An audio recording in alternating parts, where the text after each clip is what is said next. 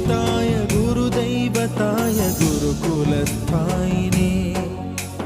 गुरुविक्रमाय गुह्यप्रवराय गुरवे गुणगुरवे गुरुदैत्यकलक्षेत्रे गुरुधर्मसदाराध्याय गुरुपुत्रपरित्रात्रे गुरुपाखण्डखण्डकाय गीतसाराय गीततत्त्वाय गीतगोत्राय धीमहि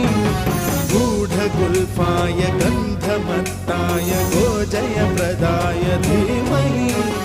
गुणातीताय गुणाधीशाय गुणप्रविष्टाय धीमहि एकदन्ताय वक्रतुण्ड